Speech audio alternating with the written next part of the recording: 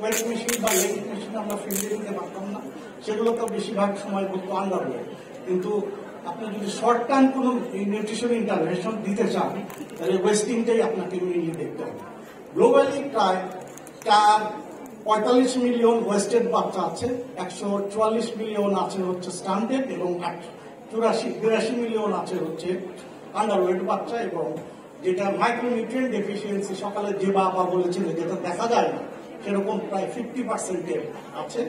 এবং এই ম্যালনিউট্রিশনটা মর্বিডিটি আর মর্টালিটির সাথে খুবই একটা ওতপ্রোতভাবে জড়িত। এবং পৃথিবীতে যত আন্ডার 5 বাচ্চা মারা যায় তার 45 to 50% এই ম্যালনিউট্রিশনের জন্য মারা যায়। সেজন্য আমাদের ম্যালনিউট্রিশনের জন্য জোর দেওয়া উচিত।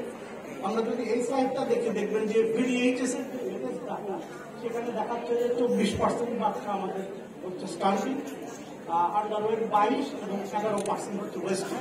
আর নিচে ছোট করে দেওয়া আছে সেটা হচ্ছে সিভিয়ার ফর্মে কতগুলো আছে। তো এই যে আন্ডার নিউট্রিশন যে হচ্ছে এর সাথে ব্রেনের খুব মারাত্মক সম্পর্ক। আন্ডার নিউট্রিশন যদি হয় তাহলে ব্রেন ডেভেলপমেন্ট অনেক কম হবে। এবং পরেরটায় যে দেখিয়েছে যেখানে অ্যারো দেওয়া আছে সেখানে বলেছে যে যদি বাচ্চাটার বার্থ ওয়েট ঠিক হয় তাহলে তার সবকিছুই ভালো হবে। সেটা আমি আর করছি না, আপনি জানেনই। আমরা একটা স্টাডি করেছিলাম, আমি নিজেও এই স্টাডির অংশ, আমার নাম এই স্টাডিটা আমরা দেখিয়েছিলাম যে যারা স্টান্টেড, ওয়েস্টেড এবং আন্ডারওয়েট তাদের আর্লি চাইল্ডহুড যে development different component cognitive, motor, language এবং সোশ্যাল, এগুলো দেখবেন সবগুলাই কম। যদি জিরো থাকতে হয়, এটা হচ্ছে জিরো যেটা স্কোর মানে এটা নর্মাল, উপরের দিকে গেলে ভালো কিন্তু নিচের দিকে মানে অনেক কম। তো এই সময় এটা কারণ কি? তাহলে ম্যালনিউট্রিশন যেটা আছে সেটাকে আমাদের ঠিক মতো অ্যাড্রেস করতে হবে। এবং এই যে ব্রেনের যে সমস্যাগুলো হয়, আপনি যদি এই প্রথমের যে ঢেউগুলো দেখেন, এটা একদম বার্থ হওয়ার পরপরই দেখেন একটা বক্স আঁকাইছি, 1, 2, 3, 4, 5টা। এখানে যদি দেখেন hearing, vision, emotional control, habitual ways of responding, language, এগুলো আপনার জন্মের পরপরই যদি অ্যাকশন নেন তাইলে এগুলো ভালো হবে। না হলে পরের দিকে কিছু করলে অল্প কিছু ভালো হবে কিন্তু তার মানে সম্ভাবনা অনেক কম। এবং এটা আর একভাবে যদি আমি দেখাই দেখবেন যে মোটর ডেভেলপমেন্ট সেটা পেটে থাকা অবস্থায় শুরু হয়, যেটা মহাপা বলছে। কিন্তু আর যেগুলো আছে emotional, vision, social attachment, vocabulary, secondary language, math, music, এগুলো জাস্ট জন্মের পরপরই শুরু হয়ে যায়। এবং সেজন্য খুব আর্লি ইনফেন্সি থেকেই আমাদের একটু অ্যাকশন দেওয়া উচিত, ভালো কিছু করা উচিত বাচ্চার জন্য। যে আর্লি এক্সপ্রেশন সেটা কেন ক্রুশিয়াল, এই কিছু কথাবার্তা লেখা আছে, আমি আর ডিটেল করছি না। তারপরে নেগেটিভ ইম্প্যাক্ট যদি প্রথম থেকে হয়, যেমন মা ইনএডুকেট, নিউট্রিশন, ড্রাগ, অ্যালকোহল বা টক্সিনে থাকে, খুব খারাপ হবে। আর বাচ্চার যদি কিছু হয় সেটা ডানের যে প্যানেল আছে, lack of critical early nurturing, তারপরে কেউ যদি মা বাবার ভায়োলেন্স দেখে, এরকম অবস্থাগুলোতে বাচ্চার জন্য খুবই খারাপ অবস্থা হবে। পজিটিভ গুলো কি আছে? পজিটিভ গুলো যেমন লাভিং টেন্ডার কেয়ার থাকতে পারে, তারপরে consistent individual attention, simple activity সবসময় করবে, নিউ এক্সপিরিয়েন্সে এক্সপোজড হতে হবে এবং বাচ্চার সাথে কথা বলতে হবে, মিউজিক শুনবে। কিন্তু বারে বারে যে টিভি টাইমে যাবে, একটা নিচে 12টায় একটা সেশন হয়েছিল, আমার কলিগ আছে, উনি বলেছিলেন যে যত গেজেটের সাথে থাকবো, টিভি টাইমের সাথে থাকবো তাহলে ভালো হবে। একটা সিম্পল খেলাধুলা হইলেও বাসায় খেলতে হবে এবং ফিজিক্যাল অ্যাক্টিভিটি যেটা বলেছি পরের স্লাইডে সেগুলো থাকতে হবে। তো ফার্স্ট সময় দেখা যাবে, এই সময় আমাকে যা কিছু করার সেটা করতে হবে। এবং এই সময় দেখেন প্রথম ছবিটায় সেকেন্ড ছবি হয়ে গেল, তারপরে ছবি একটু বড় হচ্ছে। মাঝের লাইনটা যদি আমি পড়ি, the nutrient that a baby receives during the first 1000 days of life, এটা হচ্ছে from pregnancy to 2 years can have a positive influence on how they develop, grow and learn. এখন দেখা যায় যে একটা বাচ্চা যখন হয় 2 বছরের ভিতরে তার যে ব্রেনের সেলগুলো হয় সেটা 500 ট্রিলিয়ন হয়। তার বার্থ ওয়েট 3 থেকে 4 গুণ ডেভেলপ করে এবং 80% তার যে কগনিটিভ ডেভেলপমেন্ট সেটা এই সময় হয়। এবং এই যে কথাগুলো বললাম, আর একটা হচ্ছে যে আমাদের যে স্টান্টেড আমরা যে দেখি, সেই স্টান্টেডটা রিসেন্ট একটা পাবলিকেশন হয়েছে, বলে যে 2 বছরের ভিতরেই করবো, কিন্তু তারা বলেছে যে যদি প্রথম 3 মাসেই করতে পারে যে স্টান্টিং হইতেই দিবেন, তাহলে সবচেয়ে ভালো এফেক্ট পাবো। আমরা আরেকটা স্টাডি করেছিলাম, সেটাতে এই প্রেগনেন্ট মাদের আমরা আর্লি খাবার, ভালো বেশি খাবার দিয়েছিলাম। তো দেখবেন যে যেগুলো বাদ দেওয়া আছে সেটা হচ্ছে অ্যাজ ইউজুয়াল, আর হচ্ছে যেটা একটু হোয়াইটিশ কালার সেটাকে আমরা আর্লি খাবার দিয়েছি। তাতে আমরা দেখেছি যে তাদের বয়স যখন 4.5 বছর হয় আর রাইট প্যানেলে তাদের যখন 9 বছর হয়, এই বয়সেও তাদের স্টান্টিং, ওয়েস্টিং এবং আন্ডারওয়েট কম। সেজন্য এগুলো হচ্ছে আমাদের নিজস্ব আইসিডিডিআর ভিত্তিতে আমরা প্রুভ করিয়েছি, বাইরের দেশও করিয়েছে, কিন্তু আমরা হাতে কলমে দেখাচ্ছি যে না এগুলো হয়। এই জন্য আপনারাও ইনশাল্লাহ করবেন। মাকে তো আমরা জানি যে বেশি খাওয়াবো, মহাপা বলেছে। তো আমরা 8-9টা গ্রুপ থেকে বামের প্লেটে আছে, ডানের প্লেটে যদি নেন পুরা প্লেটটার অর্ধেক ওইটা নেন, আর সেই 8 গ্রুপ থেকে যে কোনো 4 গ্রুপের খাবারটা নেন। আরেকটা ভাবে আমরা বলি অনেক সময় যে প্রেগনেন্ট মা যখন হবে, সহজ একটা প্রোগ্রাম আছে আমাদের নিউট্রিশনে, তার মুয়াক মাপবে। যদি 21 সেন্টিমিটারের কম হয়, সেই বাচ্চাগুলোকে প্রেগনেন্ট থেকে একদম ল্যাকটেটিং এর 6 মাস বয়স পর্যন্ত বলবো যে আপনি যা খান 3 বেলা 1 মুঠ বেশি করে খান, আর হচ্ছে একটু তেল বেশি দেন। আর তার শ্বশুর শাশুড়িকে ডেকে বলবো, বা যদি ঝগড়াটে বট থাকে বলবো একটু ঘুমাইতে দিয়ে ভালো হবে, কারণ এটা একটু দরকার আছে, সেগুলো লাগবে আমাদের। আমরা এইটাই দেখি যে মা যেটা ফিউচার মা যদি বেশি আর্লি হয়, তাহলে তার বাচ্চার ওজন ঠিক মতো হয় না, তার শরীর একটু ডেভেলপ করে না। তো আমাদের বাংলাদেশে যে 18 বছরের নিচে যে বিয়ে হয় সেটা কমে আসছে, বাট খুশি হওয়ার কিছু নেই, এখনো 51%। তো এবং দেখা যায় যে গড় ম্যারেজ আমাদের লেটেস্ট ডাটাতে বলে 16.9। এটা কোনোভাবেই গ্রহণযোগ্য না। আমরা যদি এই যে ক্রিটিক্যাল টাইমকে অ্যান্সার করতে চাই, এগুলো বাড়াইতে হবে। এবং 35% যে মা তারা 18 বয়সের আগেই মা হয়ে যায়, এবং very small and smaller then average birth size, এটা আমাদের 14.2%। তো এটা অনেক, মানে গ্লোবালি এটা 10%-এর টার্গেটে আছে, আমরা একটু বেশিতে আছি। আরো বাচ্চার ওজন বাড়াইতে হবে আমাদের।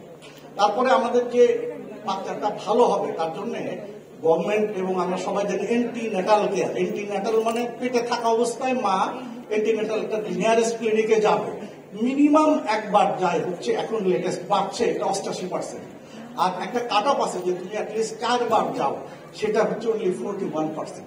তো আমাদের সেই 41-কে আমাদের টার্গেট থাকবে আরো বাড়াইতে বাড়াইতে অ্যাটলিস্ট 95% বা 100% পাবে। কারণ এই সময় সে যদি বারে বারে যায়, তার আর্লি কিছু প্রবলেম, এগুলো আপনারা কমনলি জানেন, প্রি এক্লামশিয়া হইতে পারে, বা নেট আন্ডারনিউট্রিশন থাকলে আমরা অ্যাড্রেস করতে পারবো অনেক আর্লি। এবং আমরা দেখেছি যে কি কারণে বাচ্চার এই যে ওজনগুলা কমে, বিশেষ করে 3rd ট্রাইমেস্টারে ওজন যে কমে, সেটা আমরা দেখেছি যে 54% ঠিক মতো 3rd ট্রাইমেস্টারে ওজন বাড়ে না। এবং তার কারণগুলো মার শর্ট স্ট্যাচার, মার বিএমআই কম, মার বয়স বেশি অ্যাডভান্স, তারাই কি যত বেশি বাচ্চা আলা মা, তার বাচ্চাগুলো পরের বেলায় যে গ্যাপ পায় না দুটা বাচ্চা। তারপরে low level of education, socio economic status. এখানে আমরা হিন্দু রিলিজিয়ন লিখেছি, বেসিক্যালি নন মুসলিম যারা, তারা হয়তো একটু লেস অ্যাডভান্টেজ হতে পারে, জানি না। আসলে সামাজিকভাবে তারা লেস অ্যাডভান্টেজ না, কিন্তু গড় পর্তায় তাদের কোনো কারণে হয়তো ইনকাম কম, সেজন্য হতে পারে। Intake of arsenic, contaminated water যদি থাকে, এবং ড্রাই সিজন, মনসুন সিজনে তারা খাবার দাবার একটু কম পায়, এগুলো ডাইরেক্টলি রিলেটেড। এগুলা আমাদের আইসিডিডিআর থেকেও আমরা দেখিয়েছি যে হ্যাঁ, এগুলো আমরা পড়েছি বিভিন্ন দেশ থেকে, আমাদের দেশেও আমরা প্রুভ করেছি। অর্থাৎ এগুলাকে আমরা অ্যাড্রেস করব। এই স্লাইডটা একটু জটিল স্লাইড, কিন্তু ব্লু কালার গুলো দেখেন, এখানে ভিটামিন এবং পিঙ্ক কালার মিনারেল গুলো আছে। সেগুলা আপনি যদি চিন্তা করেন, দেখা যায় না,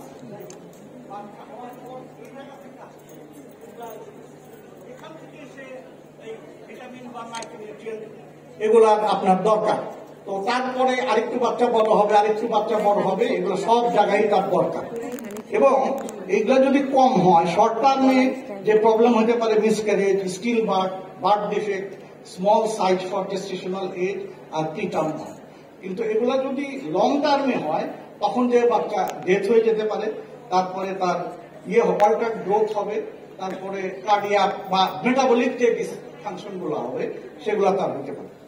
তো আমরা একটা বাচ্চা, কমপ্লিমেন্টারি শব্দটা আমরা বুঝি, ডায়েট, এটা এই চান্সে আমরা বলি ডায়েট আমরা 3 ভাগে ভাগ করে থাকি। কমপ্লিমেন্টারি মানে একজনের পরিপূরক হিসাবে, বাচ্চা 6 মাস পর্যন্ত আল্লাহ তাআলা বলে দিচ্ছে, মানে ব্যবস্থাই করে দিচ্ছে 6 মাস বুকের দুধ খাবে, কিন্তু 6 মাসের পর মা ব্রেস্ট মিল্ক সাফিসিয়েন্ট হয় না, তাহলে আদার্স খাবার খাবে যে ফ্যামিলি ফুড, সেটাকে আমরা বলি কমপ্লিমেন্টারি ফুড। যখন আপনি তার রেগুলার খাবারের সাথে আরো কিছু দিবেন, সাপোজ সে মাইক্রোনিউট্রিয়েন্ট কম আছে বা মাঝারি অপুষ্টিতে আছে, তাহলে ম্যাক্রোনিউট্রিয়েন্ট যখন দিবেন অথবা মাইক্রোনিউট্রিয়েন্ট দিবেন তার কম আছে দেখে, তখন আমি বলি সাপ্লিমেন্টারি ফুড। যখন আমি সিভিয়ারলি ম্যালনারিশ অবস্থায় থাকবে, তখন আপনি যে খাবারটা দিবেন সেটা therapeutic food. Therapeutic food is also food and medicine, হিসাব করে দিতে হবে। কমপ্লিমেন্টারি ফুড অ্যাজ ইউজুয়াল সে বাচ্চা নর্মাল থাকলেও আপনি দিবেন। তো আমরা দেখেছি যে যখন বাচ্চার বয়স হয় হচ্ছে 6 থেকে 8 মাস, তখন ব্রেস্ট মিল্ক আর একা পারে না, এক্সট্রা আরো 200 ক্যালোরি দিতে হবে। 9 to 11 মান্থ 300 ক্যালোরি দিতে হবে এক্সট্রা। যখন সেকেন্ড ইয়ার এসে যাবে 550 ক্যালোরি দিতে হবে, কিন্তু এই ক্যালোরি তো সে পায় না আসলে। তো সেটা পায় না, যে সেটাও আমরা দেখিয়েছি যে একটা স্টাডি করেছে আমাদের এই গ্রুপ, যে inappropriate number of complementary food খায়। আমরা যে ওই বাটিটা জানি যে 250 ml এর যে বাটিটা, প্রথম 6 থেকে 9 মাস খাবে আধা বাটি 2 বার, তারপর 9 থেকে 12 আধা বাটি 3 বার, আর সেকেন্ড ইয়ারে ফুল বাটি 250 ml এর 3 বার খাবে, আর সাথে তো স্ন্যাক্স খাবে, সেটা অ্যাপ্রোপ্রিয়েটলি খাবে। তারপরে হচ্ছে এই যে খাবারগুলো যে খাবে 8টা গ্রুপ থেকে 4টা মিনিমাম, সেটাও তারা খায় না। এবং তারা যে খাবারগুলো খায়, দেখেন zinc, vitamin C, B12, B2, vitamin A, iron, এগুলো অনেক কম। গড়পড়টা 50%, 34% বা এরকম তারা কম পায়। এবং এই স্লাইডে আমরা আমাদের বাংলাদেশের এখন লেটেস্ট ডেটা দেখাচ্ছি যে এক্সক্লুসিভ ব্রেস্ট ফিড সেটা মাত্র 55% ক্ষেত্রে খায়। এবং আমি বিডিএইচএস এর যে ডেফিনেশন, সে তো দিলদরিয়া মানুষ, বিডিএইচএস যদি মানুষ ধরি, কারণ তার ডেফিনেশন হচ্ছে গতকালকে তুমি সারাদিন খালি ব্রেস্ট মিল্কই খাইছো কিনা। অ্যাকচুয়াল ডেফিনেশনটা এমন হতে পারে, সুলতানা আপা আছেন এখানে আমার টিচারের, প্রথম 6 মাসে সে খাওয়াইছে, কিন্তু আমাদের তো খুব রিল্যাক্স ডেফিনেশন, সেই ডেফিনেশনেই 45% ফেল, 55% মাত্র এক্সক্লুসিভ ব্রেস্ট ফিড। এবং আমাদের সেই যে পরে 6 মাসের পর থেকে 2 বছর সে কি খাবে, সেখানেও আমরা ফেল। মিনিমাম ডায়েটারি ডাইভার্সিটি, আমি ডেফিনেশন গুলো নিচে আছে, পড়লাম না। মিনিমাম মিল ফ্রিকুয়েন্সি এবং মিনিমাম অ্যাকসেপ্টেবল ডায়েট, লাস্টটা ইজ কম্পোজিট, প্রথম দুইটা থেকে দেখেন 39%, 61%, এই যে টিপ অফ দ্য আইসবার্গের মতো। কিন্তু তার নিচে সব অনেকগুলো ওয়েস্টিং, আন্ডারওয়েট, স্টান্টেড বাচ্চা, তারপরে হিডেন হাঙ্গার মানে মাইক্রোনিউট্রিয়েন্ট ডেফিসিয়েন্সি থাকে, recurrent illness, impaired mental abilities, তারপরে লস্ট অফ প্রোডাক্টিভিটি। তো এগুলোকে আমাদের সব অ্যাড্রেস করতে হবে। আমরা হয়তো বললাম যে এই কটা বাচ্চা মারা যাবে, কিন্তু যে বেঁচে আছে সেও কিছুদিন পর মারা যাবে, অথবা লেস প্রোডাক্টিভ অ্যাডাল্ট হবে, সে তার নিজের জন্য বার্ডেন, ফ্যামিলির জন্য বার্ডেন এবং তার ন্যাশনের জন্য বার্ডেন হবে। তো এই যে সিভিয়ারলি ম্যালনারিশড বাচ্চাগুলো হয়, তাদের মৃত্যুর চান্স যে সিভিয়ারলি না তার 10 টাইমস বেশি, 10% বেশি। তো এদের বাঁচানোর জন্য সুলতানা আপা গুরু, ওয়ার্ল্ডের গুরু, এই অনেকে যারা চিনবেন না, এই সামনে থেকে সেকেন্ড লাইনে আছে, উনি ওনার জীবনের অনেক স্টাডি এটা নিয়ে করেছে। তারপরে তাহমিদ ভাই আমাদের যে ডিরেক্টর, তথা আমরা এটা নিয়ে কাজ করি। আমাদের স্যামটা হলো ওয়ার্ল্ডের একটা বেস্ট ট্রেনিং সেন্টার। আমরা ওখানে কি করি, এই বাচ্চাটা দেখেন, প্রথমে লেফট সাইডে সেই বাচ্চাটা প্রথমে ভর্তি, তার 2 সপ্তাহ পরে, তার 4 সপ্তাহ পরে এবং তার 5 সপ্তাহ পরে, এটা ম্যাজিকের মতো। তো এটা আমরা যেভাবে করি, তো WHO-র যে 10 স্টেপ আছে, এটা আপনারা অনেকে জানেন বা জানেন না, কিন্তু জেনে নিবেন আপনি, কারণ যারা ইয়াং নিউট্রিশনিস্ট আছেন, এখন অনেক এনজিও আছে স্যাম আর ম্যাম নিয়ে কাজ করে, এগুলা জানলে আপনি দেখুন। F75 মানে 100 ml খেলে 75 কিলো ক্যালোরি পাওয়া যায়। আপনারা সবাইকে বলতে পারবেন 100 ml ম্যাচিউর ব্রেস্ট মিল্ক পাইলে কত ক্যালোরি হয়, 67 ক্যালোরি। কিন্তু এটাতে আরো বেশি দেওয়া হয়, তারপরেও বেশি না। তারপরে যখন প্রথম 5-7 দিন যায়, রোগীটা পেশেন্টটা যখন মানে স্টেবল হয়, তখন F100 দিই। এখানে 100 ml 100 ক্যালোরি, কিন্তু প্রোটিন থাকে অনেক বেশি এবং অল মাইক্রোনিউট্রিয়েন্ট থাকে, কিন্তু এটা তো কস্টলি।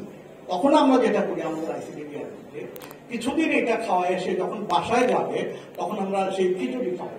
সেই খিচুড়িটার একটু দেখেন, এখানে আমরা জানি যে 6টা কম্পোনেন্ট আছে। সেই কম্পোনেন্ট গুলা যদি দেখেন, ডাল দিবে প্রোটিন, রাইস দিবে কার্বোহাইড্রেট, তেল দিচ্ছে, আর এই সমস্ত জিনিস সব মাইক্রোনিউট্রিয়েন্ট দিবে। কিন্তু চাল ডাল কেন মিশাইছি, আমরা যখন একটা প্রোগ্রামে একটা খাবার দেখাই তখন 4টা জিনিস কাউন্ট করি। That should be nutritious, it should be with lowest possible cost, the ingredients should be available round the year, and the ingredients and the finished product should be culturally acceptable and culturally and religiously acceptable. তো আপনি দেখেন এইখানে এইটা ছাড়া সম্ভব না, কারণ এর সাথে যদি একটু মাছ ডিম দেন কস্ট বাড়বে। আর আমরা সবাই জানি যে সিরিয়াল দিয়েছেন সব সিরিয়ালে একটা অ্যামাইনো অ্যাসিড এসেনশিয়াল কম থাকে, 9টা বা 8টা যাই বলেন, লাইসিন কম থাকে। সব ডালের ভিতরে মেথিওনিন কম থাকে। যখন দুইটা মিশাচ্ছেন তখন এটা মেকআপ হয়ে যাচ্ছে। আর হচ্ছে একটু ছোট বাচ্চা, ডেফিনেটলি 6 মাসের বড়, তাদের আমরা হালুয়া দিচ্ছি এবং তাদের সাইকোসোশ্যাল স্টিমুলেশন দিচ্ছি। সাইকোসোশ্যাল স্টিমুলেশন দামি খেলনা নিয়ে দরকার নাই। ওই উপরে বাম কর্নারে দেখেন একটা র্যাটেল ঝুনঝুনি, আর নিচে বামে আবার দেখা আছে যে আমাদের রোজ ওয়াটার বোতল আছে, এটা পরিষ্কার করে ওর ভিতরে একটু ডাল দেন বা কিছু, মুখটা আটকান, তারপরে এটা নড়ান, ঝুনঝুনি হয়ে যাবে। এরকম যা আছে সেটা দিয়ে আপনি খেলনা দেন, তাহলে তার উন্নতি হবে। আমরা নিজেরাই কিছু স্টাডি করেছি। আমার পিএইচডির থিসিস ছিল এটার উপরে। আমরা 527টা বাচ্চা নিয়ে দেখেছি, এক গ্রুপে খাবার, এক গ্রুপে স্টিমুলেশন, এক গ্রুপে খাবার প্লাস স্টিমুলেশন। তো তাতে দেখা গেছে যে খাবারেও ভালো হয়, কিন্তু খাবার আর স্টিমুলেশন দিলে সবচেয়ে বেস্ট। ইভেন খাবার না দিয়ে স্টিমুলেশন দিলেও কন্ট্রোল গ্রুপের চেয়ে বেস্ট। তো এগুলো আমরা করবো ইনশাল্লাহ। যারা ম্যাম বাচ্চা তাদের আমাদের একটা প্রোগ্রাম নেওয়া লাগবে, কারণ আমাদের ম্যাম বাচ্চা এখন প্রায় 11%, অনেক। সেই ম্যাম বাচ্চাকে যদি আমরা যখন ধরবো define by weight for length বা হাইট লেস দেন -2 থেকে -3 পর্যন্ত, অথবা মোয়াত 125-এর কম থেকে 115। আপনার দৃষ্টি আকর্ষণ করছি, এদিকে তাকান। আপনার হাতে আমাদের হাতে সময় কম, যদি 5 মিনিটে শেষ করেন। Thank you. তো এবং তাদের একটা ফোর্টনাইটলি ফলো আপ করাই, সেই ফলো আপে হালুয়া এবং খিচুড়ি খাবার জন্য আমরা তাদের অনুরোধ করি, যে খাবারটা আমরা দেখাইলাম। এখন একটা বার্কার্স হাইপোথিসিস নিয়ে একটা কথা বলি। বার্কার্স হচ্ছে সাউথহ্যাম্পটন একটা শহর আছে ইউকের, আমি গিয়েছিলাম। যাই হোক, উনি দেখেছে যে ইংল্যান্ডের ভিতরে একটা গরিব জায়গা, ইংল্যান্ড আর ওয়েলস যে ইউকের, এই জায়গার ভিতরে লোকদের হার্ট ডিজিজ বেশি হয়। কিন্তু তখন তো জানতেন যে যারা ধনী লোক তাদের বেশি হার্ট ডিজিজ হবে। তখন তারা দেখলেন যে এই সমস্ত বাচ্চাগুলা যাদের হার্ট ডিজিজ বা এগুলো বেশি হয়েছে, তারা ছোটবেলায় লো বার্থ ওয়েট ছিল, এবং তাদের সেই লো বার্থ ওয়েটই একটা ঝামেলা করে। এটা তার প্রথমে একটা সে হাইপোথিসিস ডেভেলপ করে। দেখা যাচ্ছে বার্কার কনজেক্টার শব্দটা মানে ফুল প্রুভেন হাইপোথিসিসটা, মানে উনি একটা ধারণা করে, তারপরে উনি যে এটা সে প্রুভ করে, পড়ে যায়, এবং সে পুরা এই জিনিসটা বলে যে, বিশেষ করে আমি আর একটা স্লাইড স্কিপ করবো, সে বলে যে যখন ছোটবেলা লো বার্থ ওয়েট হবে তার সমস্যা বেশি হবে। কিন্তু সেই লো বার্থ ওয়েট তো 2টা কারণে হয়। একটা হতে পারে তার মানে জেস্টেশনাল এজই কম, সেজন্য সে ম্যাচিউর করতে পারে না।